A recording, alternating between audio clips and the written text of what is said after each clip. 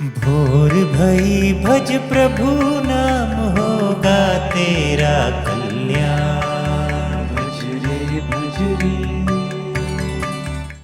आइए सुनते हैं आज की कहानी। आज की कहानी है दुष्ट कुमार। प्राचीन काल में वाराणसी में राजा ब्रह्मदत्त राज करता था। उसके पुत्र का नाम दुष्ट कुमार था। दुष्ट कुमार स्वभाव से बहुत कठोर और सर्प के समान भयंकर था। बिना गाली गलौच और बिना मारे पीटे वो किसी से बात तक नहीं करता था। अपने दुष्ट स्वभाव के कारण वो लोगों को बहुत अप्रिय था। आंख की किरकिरी के समान वो सबको खटकता और खाने के लिए मुंह बाए पिशाच के समान भयानक मालूम होता था। एक दिन की बात है, दुष्ट कुमार अपने नौकर चाकरों के साथ नदी किनारे खेलने गया। इतने में बड़े जोर से बादल घिर आए और सब जगह अंधेरा छा गया। दुष्ट कुमार ने नौकरों से कहा, सेवकों, चलो मुझे नदी के बीच ले चलकर नहलाओ। नौकरों ने सोचा, क्यों न हम इस पापी को यहीं समाप्त कर दें, राजा हमारा क्या बिगाड़ लेगा। इस प्रकार आपस में सलाह कर उन्होंने उस मनहूस को नदी के बीच धार में डुबो दिया। घर लौटने पर जब राजकुमार के बारे में पूछा गया तो नौकरों ने कह दिया कि हमें मालूम नहीं वो कहाँ है। ये समाचार राजा के पास पहुंचा। उसने मंत्रियों से पूछा। मंत्रियों ने कहा, महाराज, हमने समझा कुमार नदी में नहाकर घर आ गए होंगे। राजा ने कुमार की खोज में चारों ओर आदमी दौड़ाए, किंतु कहीं पता नहीं चला। उस दिन बहुत जोर की वर्षा हुई। दुष्ट कुमार के हाथ में नदी में बहता हुआ एक लक्कड़ पड़ गया। उस पर बैठा रोता चिल्लाता वो नदी में बहने लगा। वाराणसी का एक धन्ना सेठ उसी नदी किनारे हजारों सोने के सिक्के गाड़ कर मरा था और धन के लोभ में अब सर्प बनकर वहां पैदा हुआ था। वर्षा के कारण सर्प के बिल में पानी भर गया और वो भी नदी की धार में बहने लगा। नदी में बहते हुए उसने इस लक्कड़ को देखा और उसे पकड़कर वो उसके एक कोने में बैठ गया। इसी नदी के किनारे एक चूहा रहता था। ये चूहा भी पूर्व जन्म में वाराणसी का बड़ा सेठ था। उसने नदी के किनारे कई घड़े धन गाड़ कर रखा था और उसके लोभ में अब चूहा बनकर पैदा हुआ था। वर्षा के कारण चूहे के बिल में पानी भर गया और वो भी नदी में बहने लगा। ये चूहा भी उस बहते हुए लक्कड़ के किनारे जा बैठा। नदी के किनारे सेमल का एक वृक्ष था। उस पर तोते का एक शावक रहता था।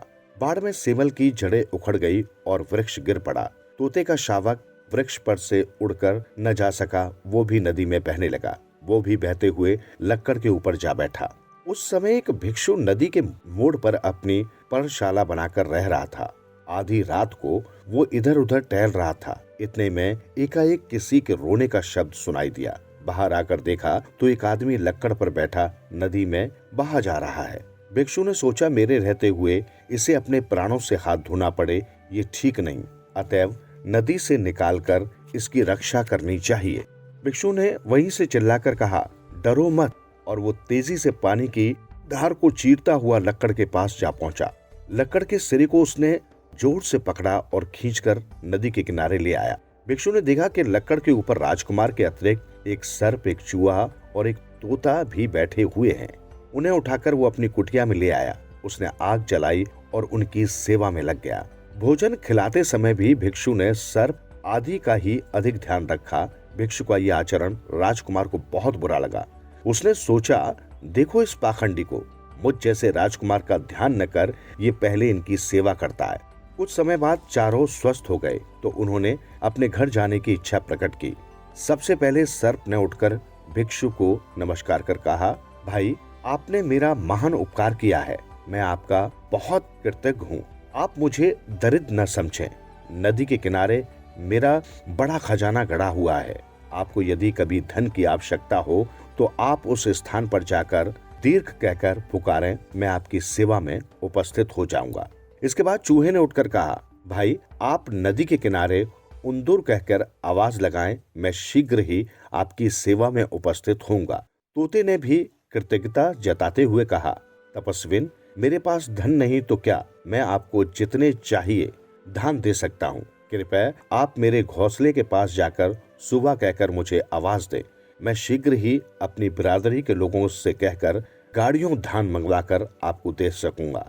तत्पश्चात राजकुमार की बारी आई। राजकुमार ने मन ही मन सोचा, ये तपस्वी बड़ा पाखंडी है। जब ये मेरे घर आएगा तो मैं इसे जीता नहीं छोड़ूंगा। उसने कहा, भाई, मेरे राजा होने के बाद आप मेरे यहाँ अवश्य पधारें। मैं आपका बहुत सत्कार करूंगा। कुछ समय बाद भिक्षु ने सोचा, चलो इन सबकी परीक्षा करूं और देखूं कौन कौन क्या करता है।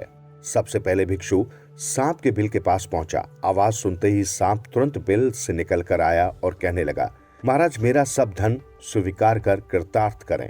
भिक्षु ये कहकर चल पड़ा कि फिर कभी आऊंगा। चूहे और तोते ने भी भिक्षु के प्रति अपनी कृतज्ञता प्रकट की। भिक्षु ने उन्हें भी वही उत्तर दिया। कुछ समय बाद भिक्षा मांगते हुए उसने वाराणसी में प्रवेश किया।